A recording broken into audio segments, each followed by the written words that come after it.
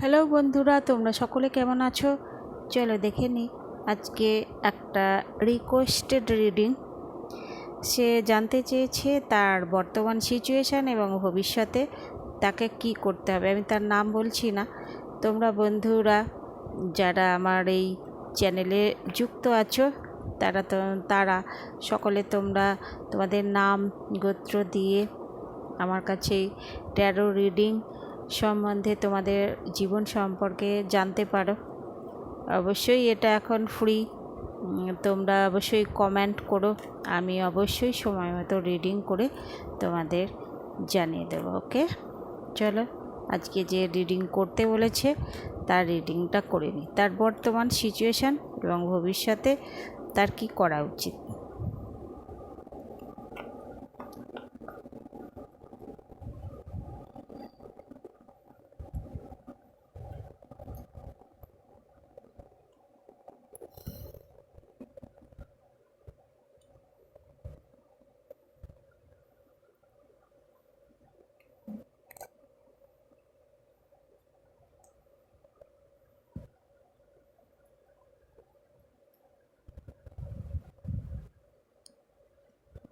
তার বর্তমান অবস্থা খুবই খারাপ।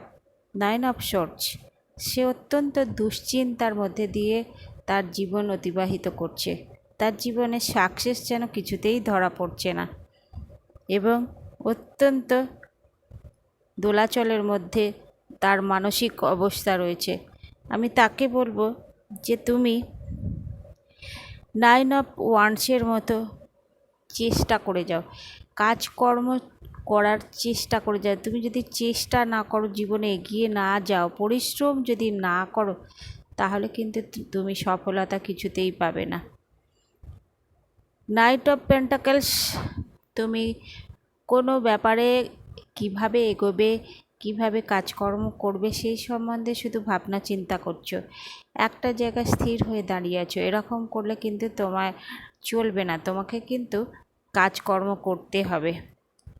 বটম অফ দ্য ডেকে এসছে যে এসব কাজ দেখো, ডিভাইন এখানে একটা তোমায় সুযোগ সুবিধা দিচ্ছে এবং তুমি কিন্তু তার সদ্ব্যবহার করছো না। ঈশ্বর চান কোনো সন্তানের যেন কোনো ক্ষতি না হয়। তিনি সবসময় চান যে প্রত্যেকেই যাতে সুযোগ সুবিধা পায় এবং জীবনে এগিয়ে যেতে পারে। কিন্তু আমরা তো সকলে সেই সুযোগ সুবিধাটাকে গ্রহণ করতে পারি না। কিন্তু তোমার উচিত যে এই সমস্ত সুযোগ সুবিধা দেখে তোমার জীবনে এগিয়ে চলা উচিত। আমি আরেকটি দেখে নেব একটা গাইডেন্স কার্ডের মাধ্যমে।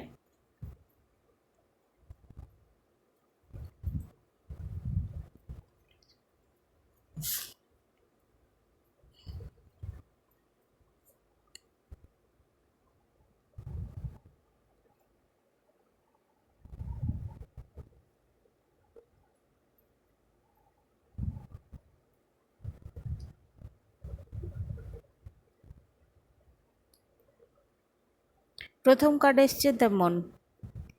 তোমার অ্যাংজাইটি, ডিপ্রেশন এসব থেকে নিজেকে হিল করতে হবে।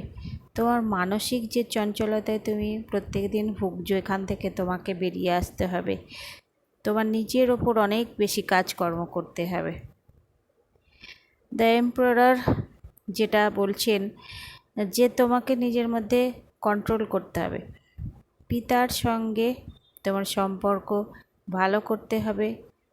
হায়ার অথরিটির সঙ্গে তোমাকে নিযুক্ত করতে হবে। তুমি যাতে ভবিষ্যতে কাজকর্ম করতে পারো সেদিকে লক্ষ্য রাখতে হবে।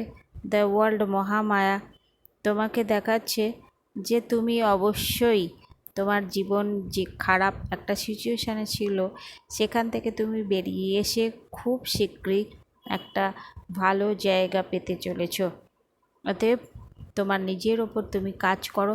দেখো বন্ধু, কেউ যদি চুপচাপ নিজের কাজকর্ম ছেড়ে দিয়ে শুধুই ভাবনা চিন্তা করে তাহলে কিন্তু সে জীবনে এগিয়ে যেতে পারবে না।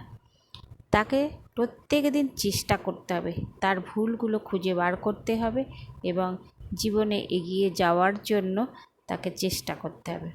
ওকে, থ্যাংক ইউ।